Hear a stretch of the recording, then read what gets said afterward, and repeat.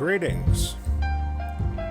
I've loaded. This is a game of Rimworld, which I've played. When I was playing Dwarf Fortress, somebody suggested that I play Rimworld. They said it is a better game than Dwarf Fortress, and I've played Rimworld before a few years ago. As a matter of fact, I still had a save on the cloud from, believe it or not, 4 years ago. So it's been 4 years since the last time I played this game. But that was before the DLCs and stuff came out. There's like 3 or 4 DLCs now. But back then, it was just the vanilla game. And so the last time I played this was August of 2019, the autosave said. But, you know, a lot's changed since then. The whole world, in fact, has gone south since then. Starting from the year 2020 onward, everything has gone really bad in the world. But anyway, I took that person's advice and loaded this game up. Now this was a new game. I deleted that old autosave, by the way, but I started another game with those DLCs that I've never played before, and this is where I'm at right now. I haven't touched this since April, by the way, and I don't even know what's going on anymore. Apparently there was a raid here. This person's not dead yet. I have the game paused, by the way, but that's where I had saved it. But my colony, I guess you call it, has these people here. 1, 2, 3, 4, 5 people. And they've added some new races to the game. Since the vanilla, they got these pig people. They are human pig hybrids. They are hardy and can eat almost anything without getting sick. So that's the advantage of these guys. They can eat anything. But they have hoof hands, so they can't do manipulation as well. They also don't see well at a distance, so they usually focus on close-range weapons. They have a strong taste for explosives. So the different races in the game, that's something new with the DLCs. The baseliners, that's your default humans. Nothing either good or bad about them. They're just the default. And this is an impid, which has a lot of weird stuff going on. They can spew fire. They're made for desert life, which this map is. By the way, we're on a desert. This is a I'm on Naked Brutality is what I played. So I started off with just this guy here. And he is pretty interesting. He's a Dirtmole. He has fast wound healing. He's a slow runner. He has an intense UV sensitivity, which means that if he's in the sunlight, he's not very happy about it. But he's great at mining. He has strong melee damage. And these are just some cosmetic things. Oh, he's nearsighted. Can't see well at a distance, which makes sense because he's a mole. And dark vision, which he sees well in low light and doesn't have any mood penalties related to darkness. So that's the race. That's the character I selected to try this game out on. I'm playing on normal difficulty, by the way. Like I said, I haven't played it in 4 years, and the DLCs are completely new to me. So here's where I got my stuff set up, by the way. I haven't touched this save since April. So and it's almost June now, so it's been a while since even this, But anyway, I went since I played as this Dirtmole. I embarked on a mountain map, so I could do a lot of digging because I like to dig because I'm a dog and all. But you can't be a dog in this game, but you can be a mole, which is kind of similar.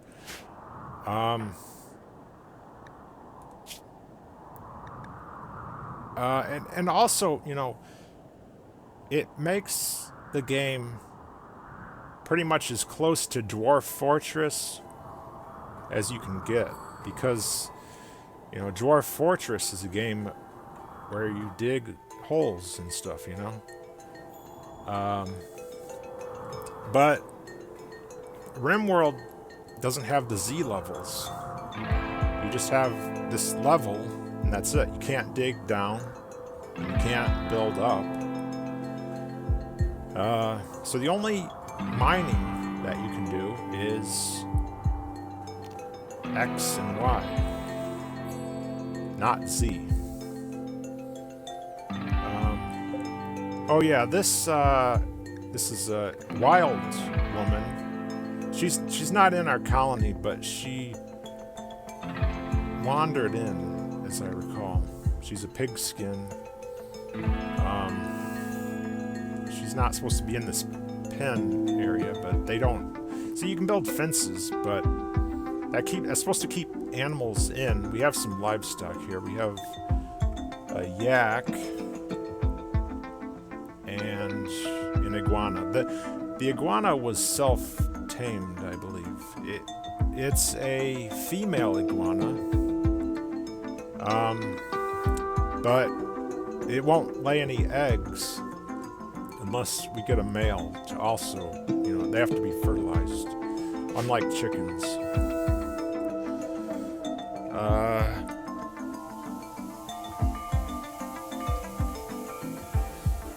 So anyway, we're on a mountain map, and that's kind of like the closest you can get to the Dwarf Fortress experience. The maker of this game has said that he doesn't plan to have Z levels, but that remains to be seen if he'll keep his word or not. Frankly, if he doesn't keep his promise and does add Z levels, I'm not gonna hold it against him, because I think that would be a good thing to have. Cloth burqa. I don't even remember what happened in here. I think somebody wandered in and died or something. Because we got these bugs. That's something I'll have to talk about in detail. Because we're on a mountain map that has these caves. And there was some of those insect nests on the map to begin with. Plus, they can also spawn in, as I recall from years ago. And I don't think that's changed since then. But I haven't had that problem yet. But,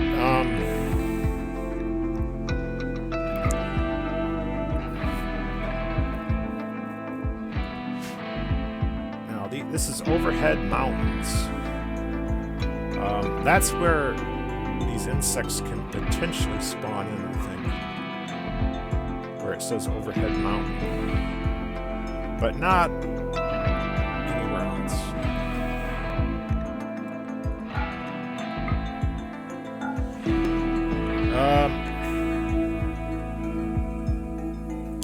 Well, anyway, this was the guy I started off with.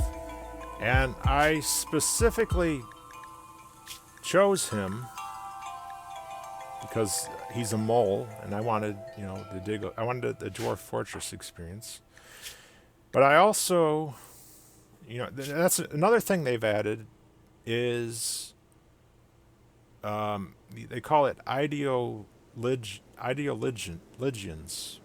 It's a combination of ideology and religion, I guess. And, you know, what better ideologian for a Dirtmole than some darkness tunneler religion? Now, this was one of the preset religions at the start.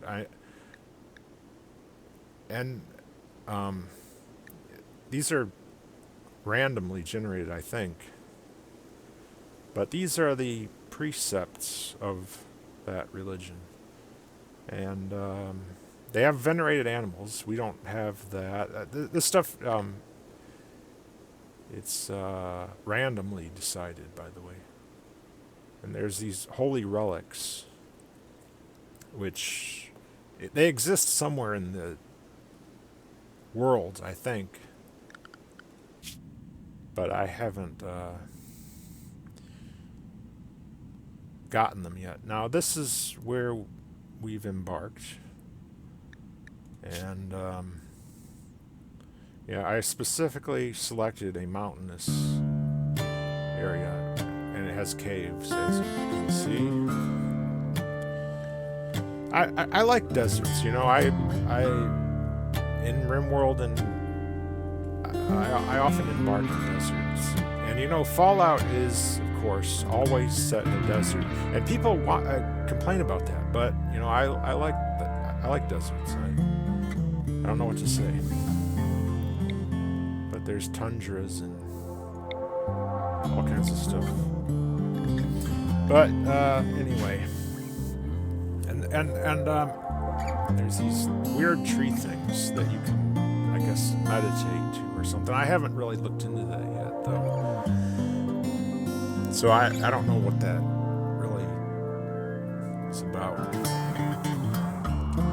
But anyway, when I first embarked, see this building here, this was some ruins that already existed on the map, and I kind of used this for a makeshift shelter to, you know, get things started. I also, you know, I tried to actually even before this, I went down here because I'm a Dirtmole, and I used his great. Look how great his mining is. So I got started. I dug out this, and I was gonna put a door there. This was gonna be the start of, you know, to get started. But the thing is, you cannot build below this white line. So I could not. So that was a waste of time. I couldn't do anything. But the reason, now that I think about it, the reason why I wanted to start off here is because right here we have the fertile soil, and you want to have, you know, it's good to have your bases close to where you grow your crops, you know.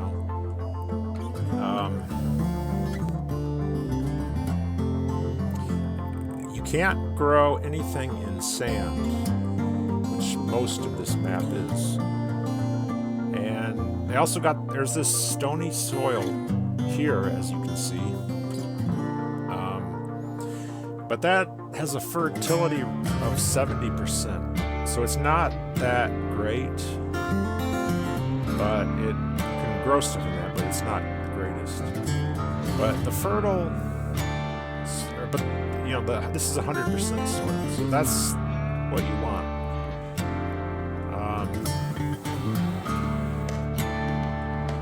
So yeah, that's why I tried to start here, but because of that, not being able to build that door, I couldn't use that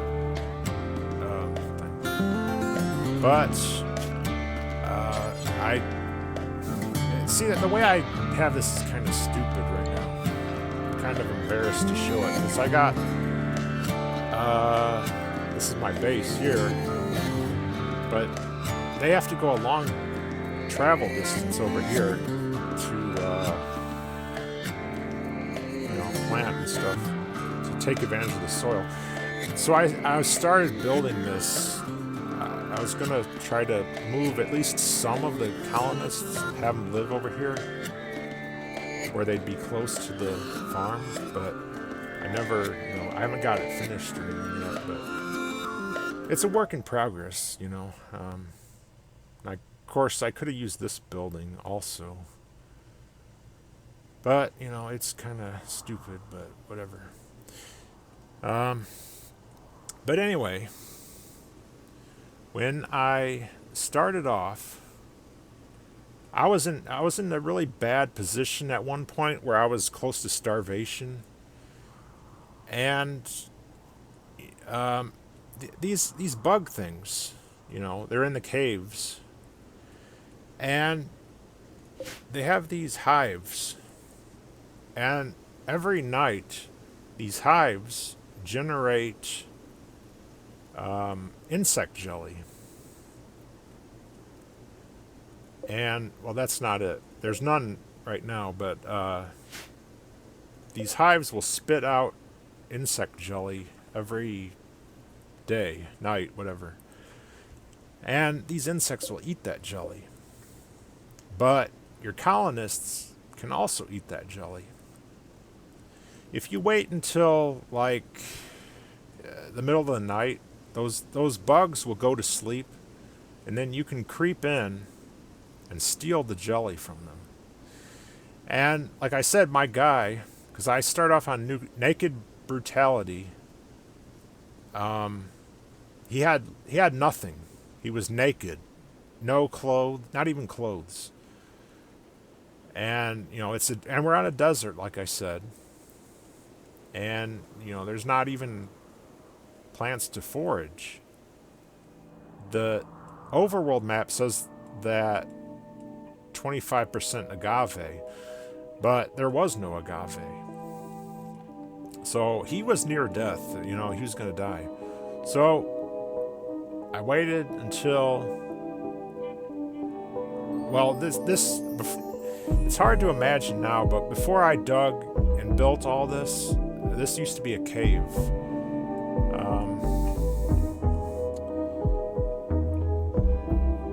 This used to be a cave tunnel that started right around here, and it went through, and you can see I built some walls here to close it off, and I put a door, but that wasn't there. I also mined out, I mined this out to, make it a little bit more uniform. But I built the walls so it would seal it off. But anyway, somewhere, I don't know, around here, as I recall, there was one of those hives, like here. And there was these bugs, but there was also the mega spiders, which are these are pretty mild ones. These aren't a big deal, but there was this giant mega spider thing that's like the size of a grizzly bear, and of these guys was guarding the hive that was around here, and I waited till they went to sleep in the night, and I had this guy come, creep in, try to grab the jelly. But something went wrong. I don't know what or how. But the bugs woke up and they started attacking him. And at that point, I thought the game was over. I thought, that guy's finished and I'm gonna have to start over. But somehow he managed to beat. I don't know how he did it. He had just like a basic knife at that point, because I mined some steel, I think, from here, and I crafted a knife. So he had a knife, but that was all he had, not even clothes at that point. But somehow, with just that knife, he managed to defeat. I know it's hard to believe, but he beat that whole hive. And I'm not lying to you. I thought he was done, but he's got, look, as you can see, he's got really high melee, and he's also tough. He has thick skin, dense flesh, and durable bones. He takes much less damage than other people from the same blows. He is extremely hard to kill. And that's true. I've had lots of colonists in this colony come and go, but he's been here from the start, and he's still holding out. But I thought he was done, but he beat that whole thing, that whole hive by himself. But I did that out of desperation, to steal that jelly, because he was going to die otherwise. But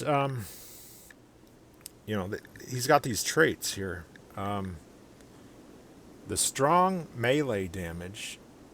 He deals 150% melee damage. So that's part of why he beat those insects like he did. But also being tough is another thing. But in addition to that, this religion, ideologian he has, I think it also does, right here. Combat in darkness preferred. We fight better in the dark. So when they're in the people of this religion or ideology, whatever, when they're in the darkness, they have a 25% accuracy and melee hit chance, and a dodge chance and stuff.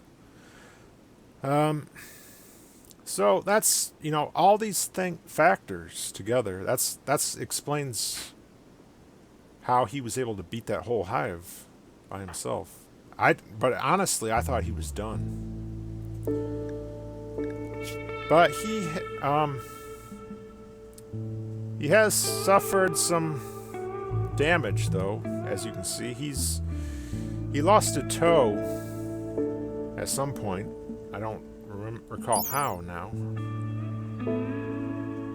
It's not a huge, it just slows him down. It's not that big of a deal, really. But he's also got a bite scar from a boomalope and a stab wound. So yeah, he's taking some damage. This isn't gonna heal on its own, these things, but if you've played this game, you know that there's ways to fix these issues using science and organ transplants and technology and all that. Well, here's our log. Carboquart talked about salty foods with slag. Okay. Grouse expired 1.3 days ago. Lost leg.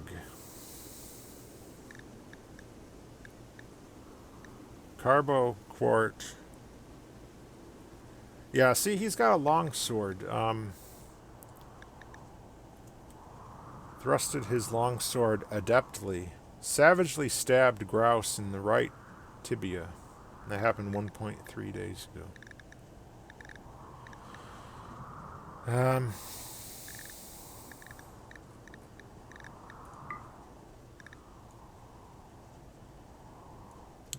He also fought a Spoletopede. I don't remember when that happened then. But anyway, Lost Leg is one of the factions somewhere near to us. That's it right there. Lost Leg. They're Neanderthals, by the way. And I don't mean that as an insult. They are literal Neanderthals. Because that's another, one of the races that exists in the game. And Neanderthals are kinda similar to the Dirtmoles. They're very robust, and they do extra melee damage. So they're very similar to the Dirtmoles. They just don't have the mining and that UV sensitivity, but they're otherwise pretty much kind of the same, really. But actually, right here we keep the dead bodies because we're not cannibals.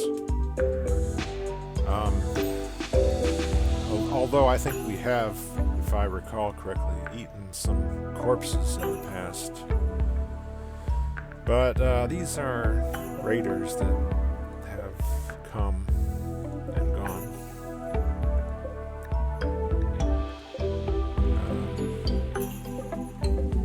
Right there's grouse, by the way. Grouse is a Neanderthal. Loose Leg is a Neanderthal faction. If you wanted to know the Neanderthal traits, here you go. They have, right here, strong melee damage. So just the same thing as the Dirtmoles do. But they are poor at shooting, poor social, poor intellectual, and slow studying. So basically, they're great for melee, but really bad for units. But they're robust, and the reduced pain that it takes a lot to take them down. But Freeman here. It's a high mate. Which is, I think they're incapable of violence. Yeah, right here. Violence disabled. But they are great at social, and they're also delicate and very attractive. But they're not good at mining or plants or. This girl, she's had some problems.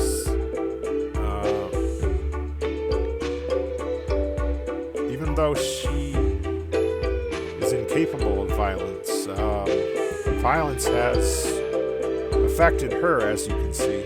She lost a toe at some point.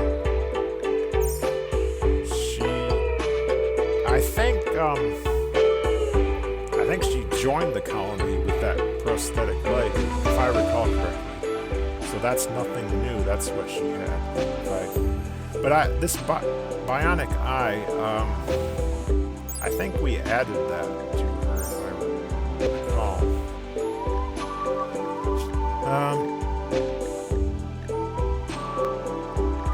This is the log.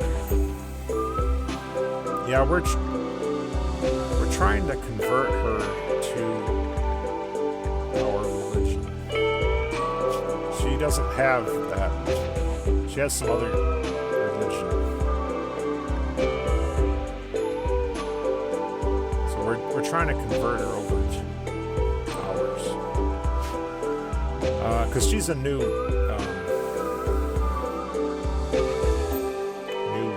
addition to the colony.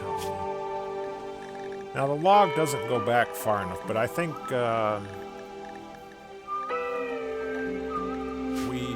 she lost an eye to some animal attack, I think. What's this? Blood of a boomerang.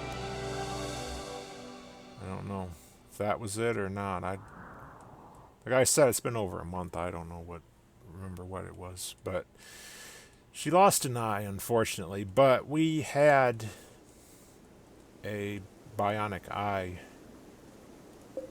in storage, so it got installed into her. And currently we do have a prisoner. And this is an impid. I don't know if I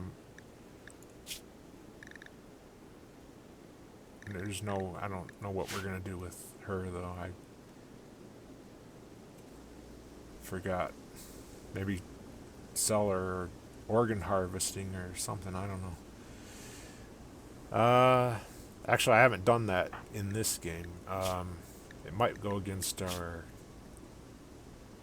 Yeah, they don't like organ harvesting, and slavery is horrible. So if I did do either of those things, they'd be upset about it. So, and the skull spikes, they don't approve of that either.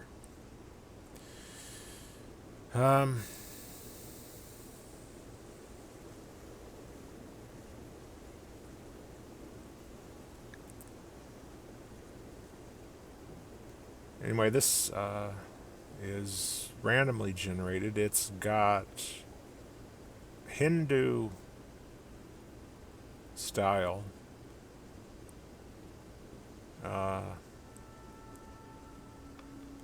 Narrative is on the cavernous shell world Bako Karo.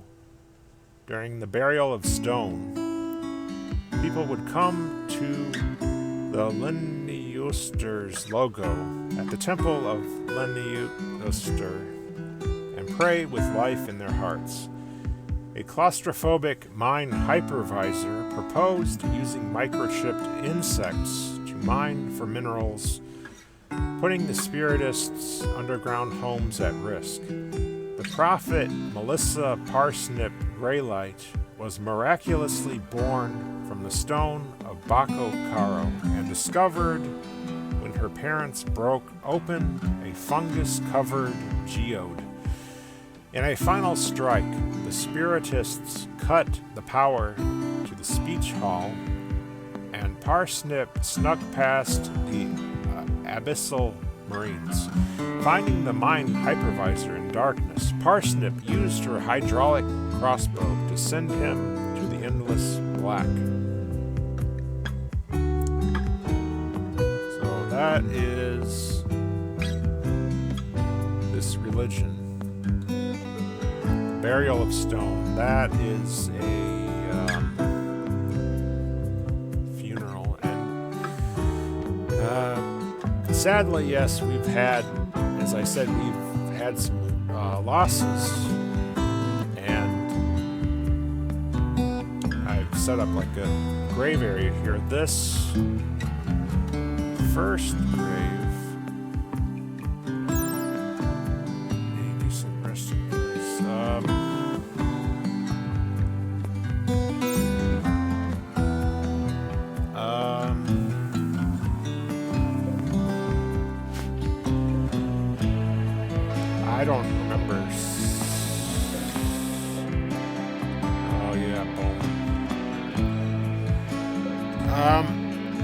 But anyway, the first, this one, the musician, wasn't even part of the colony. You see this ancient bed? These maps generate with ancient ruins, like post-apocalyptic stuff, like in Fallout, you know. Anyway, there was this bed, and there was a corpse of a dead person over here somewhere.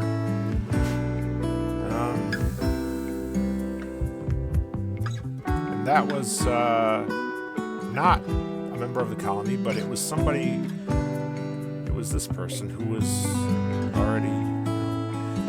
But when one of our first people died, I made the grave, and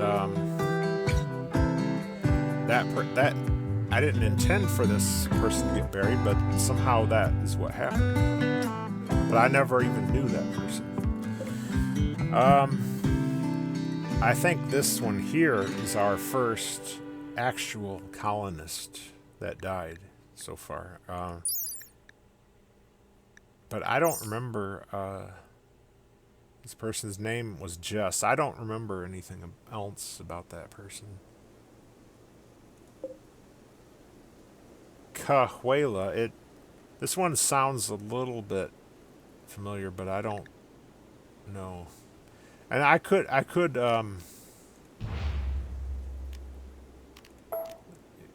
dig the corpses up to get more info about them, but I'm not going to do that. Now, Squint, I do remember, and I wish that I could show the log of what happened, but anyway, we had an event early on in the colony where we received a transmission from this person, Squint, a child who sought refuge here. But in order to come, she had to activate a volcano or something, which caused what was it? Some kind of like it got really a cold snap. It got dark for, I don't know, like 20 days or something like that. So that was the price that had to be paid for Squint to escape from her captors and come here. There was another person, Gransier, who also joined at some point. Now, these two people, Gransier and Squint, died at the same time and from the same reason. And it's not good what happened. I don't remember what it was exactly, but this guy here had a mental breakdown, and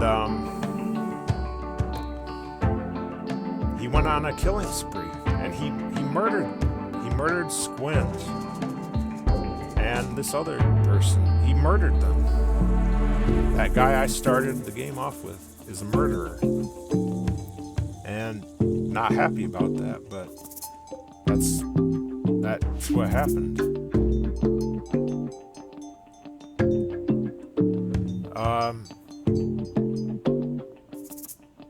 Yeah, because you can see how great he is at melee, so you know they didn't have a chance. In fact, that poor kid died from one hit, as I recall.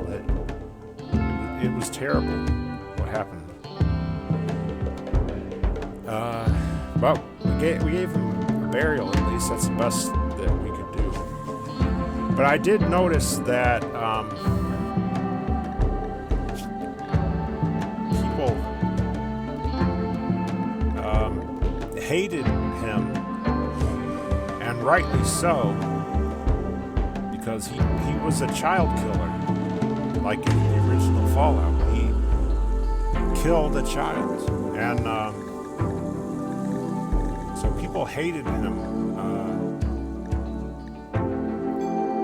I think that that faded away over time, though. I don't think people hate him anymore. People forgot or something, but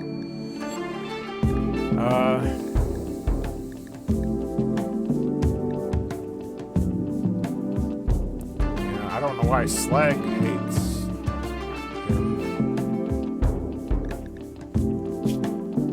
but it's not because of that reason.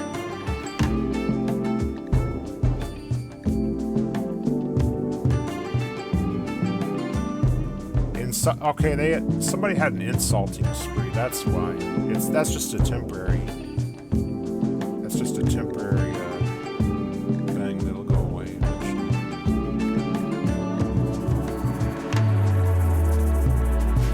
Anyway, this final grave is also really sad. This is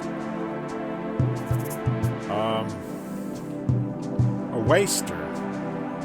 Now that, I don't know if there's any examples of a waster I can show you. It's an impid, Neanderthal, pigskin. Yeah, I don't have any wasters to show you, but basically they are like they can exist in toxic waste, and they're very, I don't know, they're like, I don't know how to describe it. They can live in, they're like, you know, there's things in Fallout like them, kind of like ghouls, I guess. I don't know. But anyway, they're kind of ugly, and but they can live in toxic conditions that others, because see, there can be pollution on the map. There's going to be polluted areas like right here. See, extreme pollution.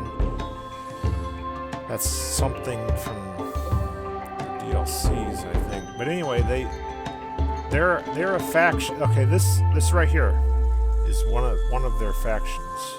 The pollution pot. We don't live near them, but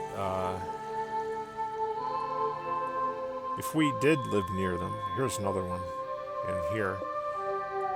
Well, that one's not too far off, but I don't think we've had raids from them. I don't know. I don't remember. Anyway, I wish I could show you, but I can't. Here's our wealth. And the more wealth you have, it's just like in Dwarf Fortress, the more raids and stuff you'll get. I don't know why there was a dip here. Must have lost a bunch of stuff at that time. And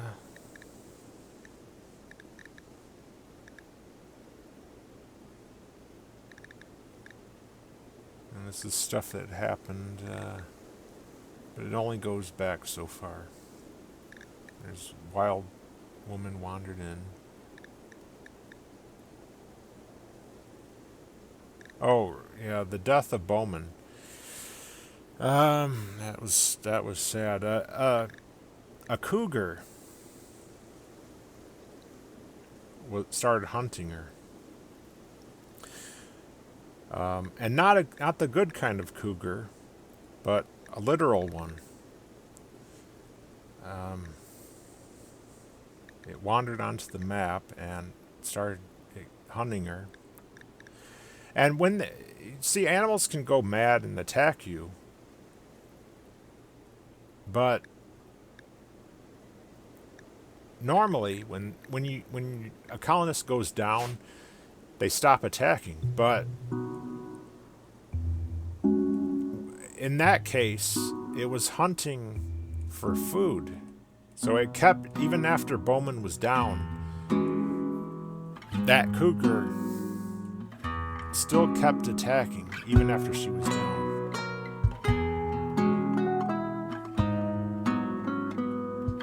I remember it was somewhere around here is where it happened. There's blood of Carboquart. I wondered if the blood... Oh, right here. Blood of Bowman, as you can see. There's some blood of Bowman there. I don't know where the blood of...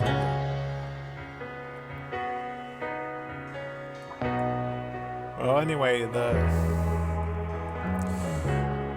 I sent Carboquart to deal with that cougar, but he's a Dirtmole, and he moves very slow. So by the time he got there, it was too late. So I was kind of sad about that, but you know, it happens.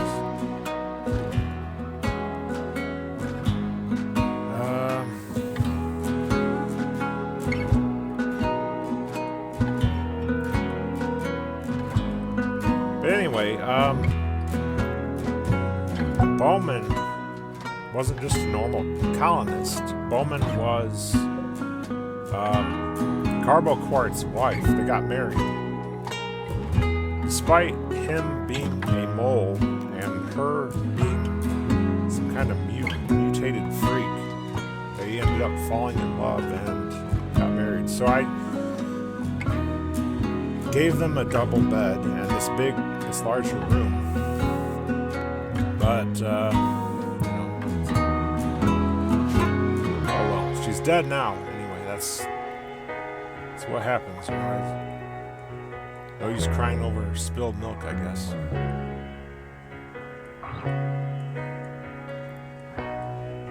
I don't know what else to say about any of this. Oh yeah, this stuff here. This is Nutrifungus, which is some new thing in the DLC. One of the DLCs added this. It's a crop that you can grow under mountains. You can only grow it where it says overhead mountain.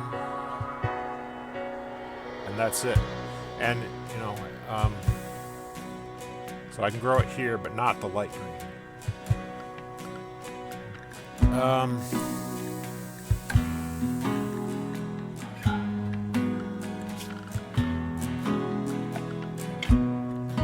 But you also have to do this fungal gravel, because it won't, you can't grow it on the stone. Have to, well, it can be, see right here we have, on these tiles we have stony soil, as you can see, and that was like that from the start, but as you can see, this tile, a lot of these tiles are fungal gravel, which I've added. You can, to grow wherever you want, basically. But anyway, this stuff is like potatoes. In terms of how fast it grows and how it is affected by the fertility and so on. It's very similar to potatoes. But normally, colonists hate this nutrifungus. So that's the downside of it. But this religion we have,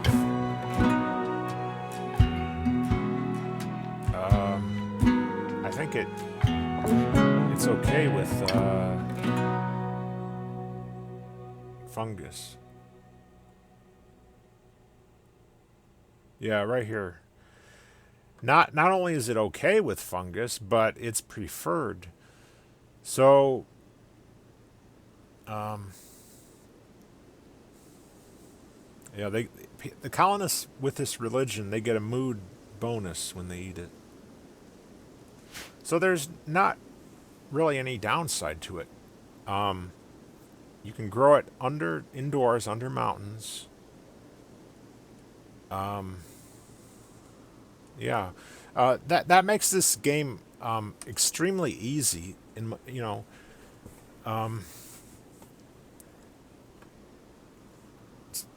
It makes it so easy. It like almost like breaks the game in terms of how easy it makes it.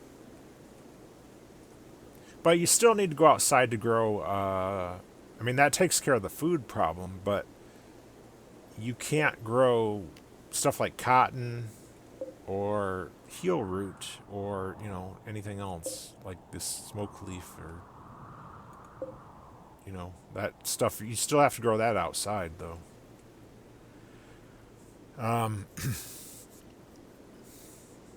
But that, if you play on a mountain map like this, you won't have any food issue with that nutrifungus. That'll like make it so easy. Especially if your guys like it. If they don't like it, then it might be a problem, but oh well. Anyway, in hindsight, I probably should have set up the colony over here or over here, because see the problem with where I have it right now is raids can spawn in pretty much from can come from any direction. I've had raids come from here, here, they can come from anywhere. But if you're in the corner, like over here, then all the enemies will come from one direction. They all get funneled here, so it's easier to, defend when you can only be attacked from one way, as opposed to being able to be attacked from every which way. You know what I mean? But I kind of I just made it up as I went along. I had these failed attempts at a base before I got to this point, and this is held up. I got all this stuff in here. I got a tailor bench, a stone cutter's table. I got all these shelves, and oh yeah, these fungus torches. That's another thing about those about that nutrifungus is you can make these torches with that fungus too. That's another thing.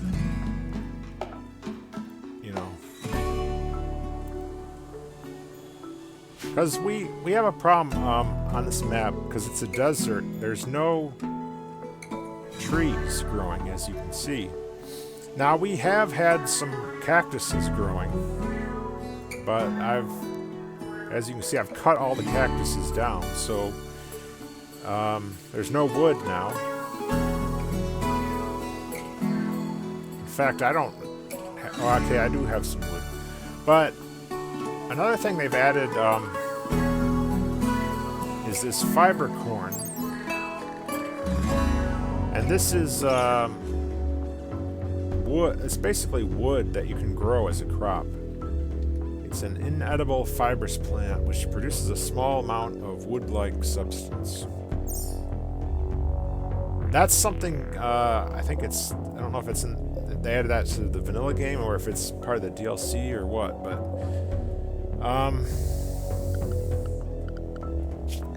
I know that they've always had tree sowing where you can grow trees, but now you can just grow this stuff as a crop, so you don't even need to have tree sowing. You can just grow. I don't know, that might be like game breaking or something, I don't know. But that wasn't my decision to add it, they just added that.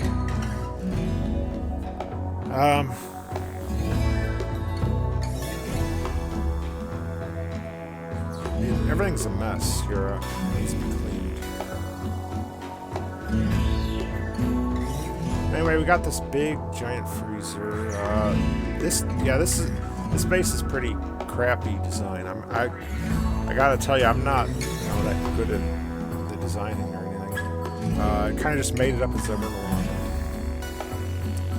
And I'm sure anybody could have done a better design than what I've done here, but at least it works. It's gotten us this far. And here in this room, this is where we do our religious stuff. We got some art here also, which just like in Dwarf Fortress, it'll tell you what the art is. It says on this sculpture is a portrayal of an awesome abstract shape, a boxer to the right of the... Okay, this one's a little bit more detailed. This one features slag, which is one of our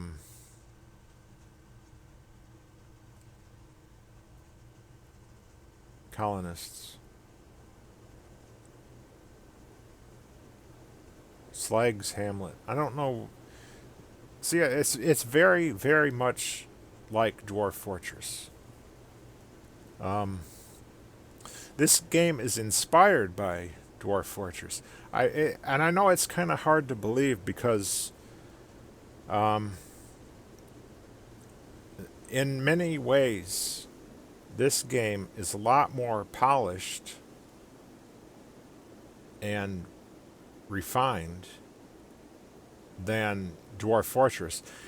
But despite that, Dwarf Fortress is much older. It's like 20-year-old game. Whereas this is only like, I don't know, 5 years or something. The maker of this game was very much inspired by Dwarf Fortress. But Dwarf Fortress is just made by one guy. That's the difference. This, I think, was made by a whole team of people. So that's why it's newer, but also is more polished, I guess. But as I said, it don't have Z levels. Dwarf Fortress still has an edge over this. It has Dwarf Fortress has stuff this doesn't. Okay, So you can like either one. There's good reasons to like either or both. You don't have to just say one is the only one worth playing. You can like both of them, But the thing about Dwarf Fortress is I sometimes I play it off and on, but it can be like years in between because I like to check in on it and see how things have changed with each major update. But since it's just one guy making it, progress is slow, so stuff doesn't change that much really. It's very slow progress. But I wanted to check it out, and I did. And some people don't approve of the fact that I played it, but, you know, oh well. What can I say?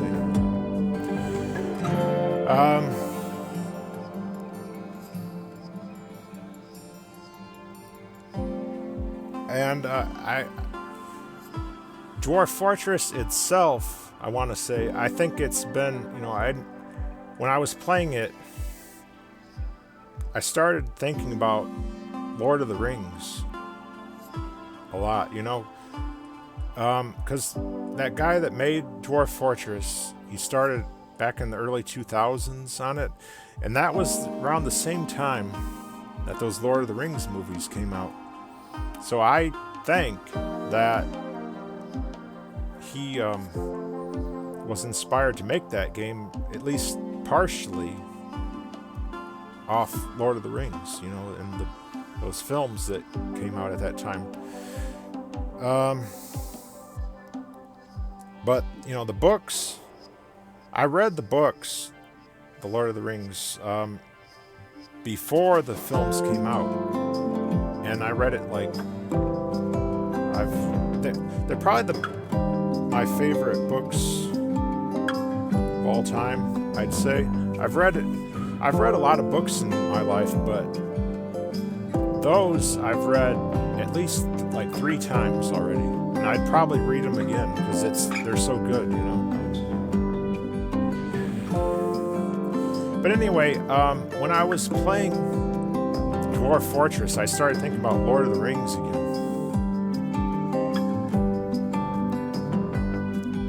And